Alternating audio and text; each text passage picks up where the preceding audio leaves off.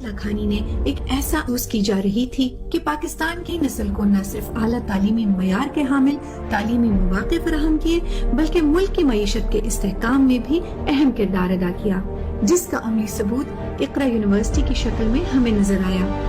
इनकी नजर में मुल्क की खिदमत करना न सिर्फ नौजवानों को मौक़े फराहम करना है, बल्कि माजूर बच्चों समेत वो इलाके जो पसमानदा रह गए हैं उनकी भी फलाह बहबूद करना है। जनाब जुनैद लखानी ने हमेशा से ही नौजवान नस्ल की भरपूर हौसला अफजाई की है, जो बिलाखिर मुल्क की तरक्की में एक अहम संगे मील साबित होगा। इसी एतबार से आए उनकी इन्हीं काविशों और खिदमात पर एक नजर डालते हैं।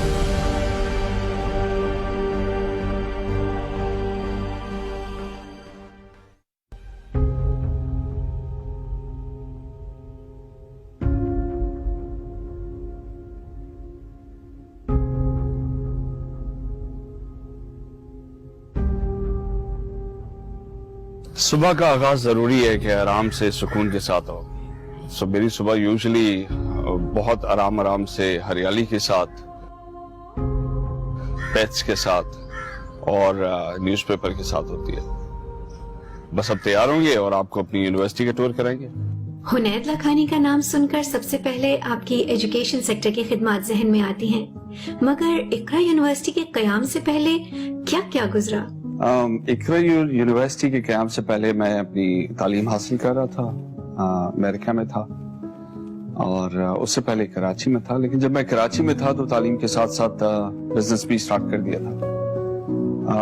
चूंकि मेमन फैमिली से बिलोंग करता हूं तो बहुत जल्दी एज में फादर जो है अपने साथ दफ्तर लेके जाया करते थे और बहुत कम एज में व्हेन आई वाज 16 फादर ने जो है वो एक प्रॉपर्टी मेरे हवाले की कि आप इसको स्टार्ट करें कंस्ट्रक्शन। जब मुझे कंस्ट्रक्शन की अलिफ बे भी नहीं पता थी। फर्स्ट ईयर में कॉलेज जाता था और फिर बाद में अपने दफ्तर जाता था और वो प्रोजेक्ट कंप्लीट किया। उसमें कोई 100 के करीब शॉप्स थी और 60 के करीब अपार्टमेंट्स थे। तो बड़ी कम एज में बहुत जबरदस्त एक्सपोजर मिल गया। I made a lot of money but उस दौरान आई रियलाइज कि काम के साथ साथ पढ़ाई करना, स्पेशली यूनिवर्सिटी एजुकेशन, बहुत डिफिकल्ट है। चॉइस मेरे पास ये थी कि मैं या काम करूं या पढ़ाई करूं। तो मैंने वो रैप अप किया और उसके बाद मैं लेके निकल गया यहाँ से लंदन, देन अमेरिका और उसके बाद from one university to another and finally I reached Harvard business school. That was the best experience of my life. जो लर्निंग थी, जो एक्सपोजर था, जो नेटवर्क था, जो टीचर्स थे, जो केस स्टडीज थी, रियल लाइफ केस स्टडीज थी, रियल बिजनेसेस की जो प्रॉब्लम्स थी उसको बैठ के हमने सॉल्व करना होता था। फिर उसके बिजनेसमैन आके बताते थे कि उन्होंने किस तरह सॉल्व किया और क्या आउटकम आया। So it was great experience and there I decided कोई ऐसी रॉकेट साइंस नहीं है कि पाकिस्तान में नहीं हो सकती। कोई ऐसे इक्विपमेंट्स नहीं है कि पाकिस्तान में लाना मुश्किल हो। सो I started Iqra university and अल्हम्दुलिल्लाह I started with a very small business school और वो अल्लाह ने इतनी बरकत दी इसके नाम की वजह से, इसकी टीम की वजह से कि माशाल्लाह से पूरे पाकिस्तान में फैलती गई। कराची के बाद लाहौर, लाहौर के बाद पेशावर, देन इस्लामाबाद, देन क्वेटा। तो माशाल्लाह से बहुत सारी यूनिवर्सिटीज जो पाकिस्तान में आज बनी हुई हैं उन सब में मेरा रोल है as founder, as initial owner of those universities. चाहे वो लाहौर की यूनिवर्सिटी ऑफ लाहौर हो, चाहे यूनिवर्सिटी ऑफ फैसलाबाद हो, चाहे वो इक़रा नेशनल यूनिवर्सिटी पेशावर हो, चाहे वो इक़रा यूनिवर्सिटी इस्लामाबाद हो और बहुत सारी यूनिवर्सिटीज जो हैं अल्हम्दुलिल्लाह क़याम में आई। जब आपने इक़रा यूनिवर्सिटी शुरू की तो क्या सोचा था कि ये इतना बड़ा ब्रांड बन जाएगा?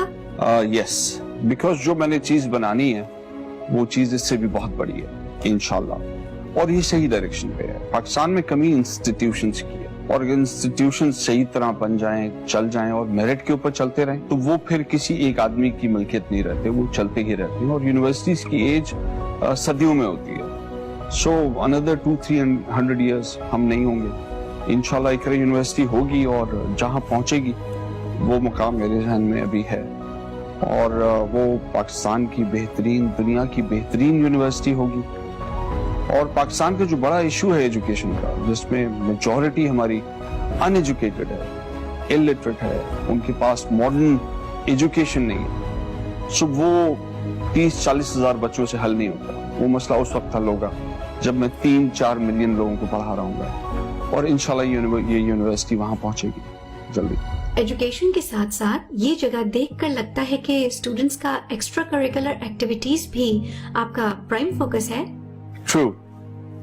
دیکھیں اس میں تو کوئی شک نہیں ہے کہ for a healthy mind you need a healthy body, اور سکسیسفل ہونے کے لیے بھی ضروری ہے کہ آپ جو ہے وہ completely as a whole happy leader ہو, اور اس کے لیے ضروری ایکسرسائز ہے یا اسپورٹس ہے. پلس پاکستان کی ویکنس بھی یہی ہے کہ پاکستان نے اپنے یوتھ کی انرجیز کو صحیح جگہ چینلائز نہیں کیا. اولمپکس کے اندر پاکستان کی ٹیم سب سے چھوٹی ہوتی ہے. سو اگر ہم یہ موقع دیں اسٹوڈنٹس کو کہ وہ ڈفرینٹ فیلڈز میں جائیں اور ڈفرینٹ اپنی انرجیز کو چینلائز کریں صحیح جگہ پہ, تو وہ بہت زیادہ آگے نکل سکتے ہیں فیوچر میں. بسم اللہ الرحمن الرحیم. یہ وہ مبارک جگہ ہے جہاں پہ اقرا یونیورسٹی سٹارٹ ہوئی تھی 1998 میں. یہ جو بلڈنگ آپ کو پیچھے نظر آ رہی ہے یہاں پہ, اور یہیں سے پھر آگے مختلف شہروں میں پہنچی. اب اقرا یونیورسٹی کا الگ ٹاور ادھر سامنے ہی بن گیا ہے, تو یہ جگہ جو ہے یہ اقرا یونیورسٹی کے اب استعمال میں نہیں ہے. اب اس کو میں پرسنل اپنے ڈفرینٹ وینچرز جو ہے وہ یہاں پہ سٹارٹ کرتا ہوں. Most of them are social ventures. یہاں پہ اقرا سویٹ ہوم ہے, یہاں پہ ایمان سویٹ ہوم ہے جو بچیوں کا ہے, اور یہاں پہ وائس آف سندھ ہے, یہاں پہ آواز بے زبان ہے, یہاں پہ انٹرپرینورشپ کا ایک پروجیکٹ ہے جو پاکستان کی یوتھ کو بزنس سٹارٹ کرائے گا, اور یہاں پہ اسکل ڈیولپمنٹ جس کا میں نے پہلے ذکر کیا تھا اس کا پروجیکٹ ہے.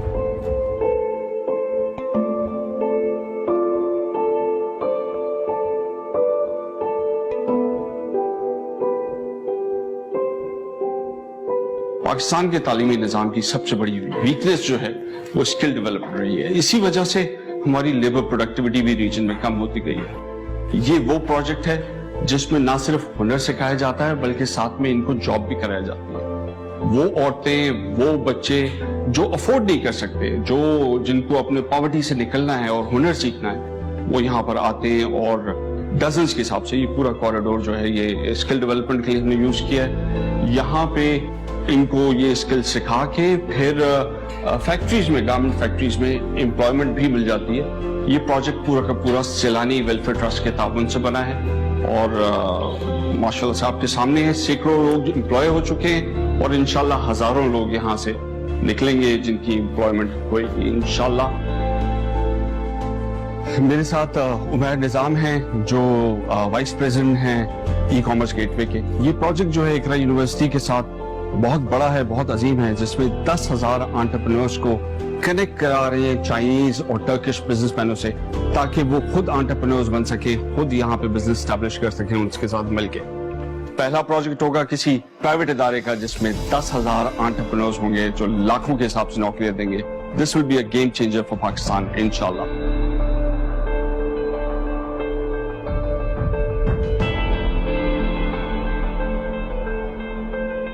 یہ one of a kind project ہے آواز بے زبان, جو ماشاءاللہ سے کوئی 500 کے قریب اسٹوڈنٹس اینڈ والنٹیئرز مل کے چلا رہے ہیں. یہ صرف اقرا یونیورسٹی کے اسٹوڈنٹ نہیں بلکہ بہت سارے ڈفرینٹ آرگنائزیشن کے اسٹوڈنٹس ہیں, ڈفرینٹ یونیورسٹیز کے اسٹوڈنٹس ہیں جو یہ چلا رہے ہیں. یہاں پہ ہم لوگ, یہ لوگ جو ہیں بچے, میں آپ کو ملاتا ہوں مینیجر سے, یہ ان کا آپریشن تھیٹر ہے جہاں پہ ریبیز اور ڈاگ بائٹ کے جو ایشوز ہیں, ڈاگ کی نیوٹرنگ کے, وہ ہوتا ہے. اور یہ ان کا آرفنیج ہے جس میں یہ ساری کی ساری کیٹس جو ہیں, جو اسٹریٹ کیٹس ہیں, جو یتیم ہو گئی ہیں یا جو بیمار ہو گئی ہیں, کسی کو کوما ہو گیا ہے, کچھ ہو گیا, ان کو یہاں لاتے ہیں اور لا کے ان کو ٹریٹ کرتے ہیں. ادھر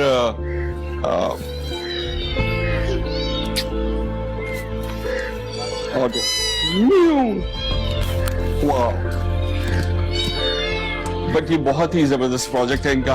انہوں نے اس پورے ایریا کے جتنے کتے ہیں ان کو تمام کو نیوٹر کر دیا ہے, اور اب جو ہے اویئرنیس کے اوپر کام کر رہے ہیں کہ کس طریقے سے ان ڈاگس کو ان کے ساتھ ڈیل کرنا ہے تاکہ بائٹ ہی نہ کریں. اگر ہم انسانوں کی طرح بہیو کریں گے کتوں کے ساتھ تو وہ بھی پھر پراپرلی ایک لوئل دوست کی طرح بہیو کریں گے. Yes Dua, she is a student of Iqra university and manager of Awaaz Be زبان. یہ ان کے پاس پورا کوئی 500 بچوں کا گروپ ہے جو مختلف اوقات میں انٹرنشپس کرتا ہے, اویئرنیس کریٹ کرتا ہے. اب یہ لوگ ایک ہمارے سینٹرل ایریا میں, جو کراچی کا سینٹرل ایریا ہے, وہاں پہ بھی جا رہے ہیں ایک پروجیکٹ کرنے جس میں ڈاگس کو جو ہے وہ نیوٹر بھی کیا جائے گا اور اویئرنیس کا کام بھی کیا جائے گا. دعا, would you like to say anything? This is Dua, and I'm actually the manager of Awaz Be Zuban. I joined here voluntarily because I actually love animals a lot. And basically Awaz Be Zuban is all about talking about animal rights and awaiting people on animal laws. And we are trying our best to bring a positive change in this society, because in our society animals are neither adopted nor given any shelter. They are not even fed properly.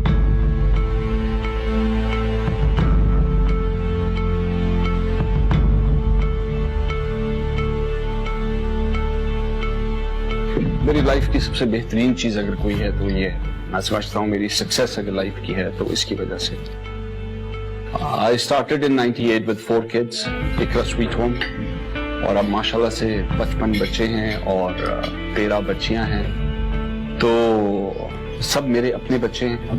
اور اقرا sweet home جو ہے الحمدللہ بہت شکر ہے اللہ کا کہ بہت اچھے طریقے سے چل رہا ہے. اور اللہ نے اس کے بعد مجھے ایبلٹی دے دی بیت المال کے تھرو. نہ صرف یہ بلکہ بہت سارے women empowerment centres, training centres اور بہت سارے چائلڈ لیبر کے سکولز وہ بھی میرے حوالے کر دی. کوشش کر رہے ہیں کہ حکومت کے ادارے میں بھی اسی طرح کی اپنائیت لے کے آئی جائے جو اپنے ادارے کے اندر ہے. انشاءاللہ ہوگا, انشاءاللہ ہوگا.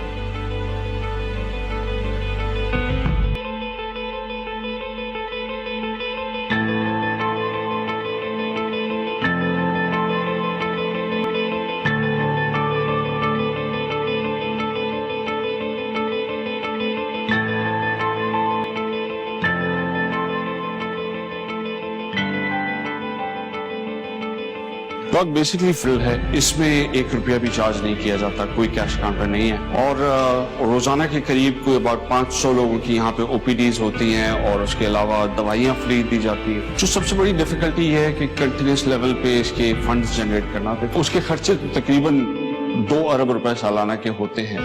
اور سیلف سسٹینیبل اسی وقت ہو سکتا ہے جب اس کے اندر کوئی مکس کریٹ کیا جائے. ابھی تک الحمدللہ ہم نے کیش کاؤنٹر فری اس کو رکھا ہوا ہے, اور او پی ڈیز فری ہیں, دوائیاں فری ہیں. انشاءاللہ اس کا کوئی ایسا سسٹم نکالیں گے کہ یہ اتنے فنڈز جنریٹ کرے کہ جن لوگوں کو فری علاج, فری آپریشنز کر رہا ہے وہ بھی کرتا رہے. So we are working out on a model انشاءاللہ جلدی. سو بیسیکلی یہ ہمارا کرونا وارڈ ہے. We have a HDU and ICU of about 20 beds جو completely full رہا ہے throughout corona. یہ it was a difficult experiment کہ private sector hospital میں completely free corona services دینا, لیکن بہت سارے دوستوں نے اس میں ساتھ مل کے مجھے حوصلہ بھی دیا اور مجھے اس کے اندر equipments بھی دیے, اور یہ ماشاءاللہ سے چل رہا ہے. جب تک کرونا ہے چلتا رہے گا.